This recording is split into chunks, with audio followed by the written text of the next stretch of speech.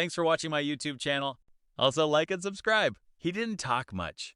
Zane entered with a backpack hanging loosely on one shoulder. Looks like we're roommates, he said casually. That was the beginning. 2 beds, 2 routines. But hostel life has a way of breaking silence. Zane sighed. Ayan sat on his bed. Too often. Then Zane added, "Do you ever feel like this place is just..." Ayan thought about it. That was the first real conversation. They shared food. Shared late-night talks when sleep refused to come. Room 306 stopped feeling like 2 separate lives. Part 2. Closer than friends. Ayan and Zane became inseparable in small ways. Just natural. If Ayan studied late, Zane stayed awake too. "I swear," he said, "if I hear one more lecture today, I'll disappear." "You won't." "You sound very confident." "Because you complain a lot, but you never leave anything unfinished." That moment stayed longer than expected. They were both sitting on Zane's bed watching a video on his phone. Hours passed without them noticing. Zane leaned back, and without planning it, both of them fell asleep in the same space, just tired. Nothing more. But outside the room, someone was watching. He stood at the door for a second, then quietly walked away. And that was enough to begin a misunderstanding. Ayan stood near the window, quietly unpacking his bag. He observed more than he spoke. He looked around the room and smiled. Ayan nodded. Yeah, at first, they lived like strangers. 2 different worlds. One night, power went out across the building. "Great! Another blackout." "Happens a lot?" Silence followed. Temporary survival. "Yeah, like we're just passing time until something better starts." After that night, things changed slowly. Shared music. And without realizing it, it started feeling like one space.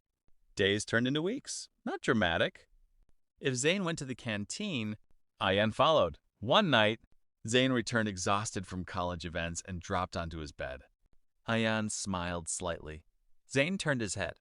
Ayan paused. Zane laughed softly. Later that night, the screen light flickered on their faces. At some point, silence became heavier than conversation. Ayan did too.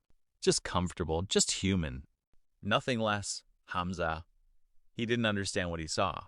Night came quietly. Wind pressed against the windows. Room 306 was dark except for faint light from the hallway. Ayan and Zane were asleep. Exhaustion had ended all conversation. Then, click, the door opened. Hamza stepped in. He froze immediately. 2 figures on the same bed. Too close for a quick interpretation. The room was silent except for breathing. Hamza didn't speak. He didn't move. His mind filled the gaps faster than reality could correct them. Ayan woke first. Slowly, confused. Then he saw Hamza. His expression changed instantly. Zane woke seconds later. The atmosphere shifted. Heavy, uncomfortable. Wrong in a way that wasn't real, but felt real because of how it looked. Hamza finally spoke. "I didn't know you guys were here like this." Ayan sat up quickly. "It's not what you think." Zane rubbed his face. "We were just sleeping." Silence again. But silence doesn't fix misunderstanding. It only deepens it. Hamza nodded slowly, but his eyes said something else. "I didn't mean to interrupt," he said, then left the room. The door closed, but something inside the room didn't. Part 4. Rumors spread. Morning didn't feel normal. Not anymore. Hostel corridors had changed. Whispers followed them. Glances lingered longer than usual. Nothing direct, but enough. Hamza avoided them completely. Not out of anger, out of uncertainty. By afternoon, someone had already heard something. By evening, the story had changed 3 times. Ayan walked through the corridor, hearing fragments. Apparently they. None of it was true, but none of it needed to be true to exist. Zane finally stopped walking. "This is insane," he said. Ayan didn't respond immediately. Then quietly, "This is how it spreads." Zane turned. "We should clear it properly." Ayan shook his head.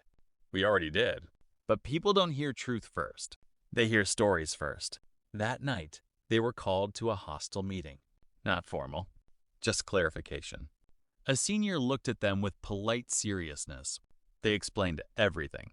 No anger, no exaggeration, just truth. But truth without evidence is fragile. When they left the room, Zane was frustrated. Ayan was tired. And both realized something important. Even innocence has to fight to be believed. Days passed. The storm slowly faded. Not because truth was accepted, but because attention moved elsewhere. That's how hostile life works. But room 306 was not the same anymore. Ayan spoke less. Zane thought more before speaking. Not fear, just awareness. Hamza eventually approached them near the corridor. I should have asked before assuming, he said. Ayan nodded. Most people would have thought the same for a second. Zane looked at him. But not everyone spreads it. Hamza lowered his eyes. I'm sorry. A pause. Then Zane nodded. Okay. Forgiveness didn't erase memory, but it stopped it from becoming poison. Later that evening, Ayan and Zane sat on the rooftop. Wind moved gently across the building. Lights flickered in the distance. Zane spoke first. This changed everything. Ayan nodded slowly. Yeah. A long pause. Then Zane asked, Do you think truth matters if people don't believe it? Ayan looked at the sky. It matters, he said, because at least we know what actually happened. Silence. Not uncomfortable this time. Just real. End of series.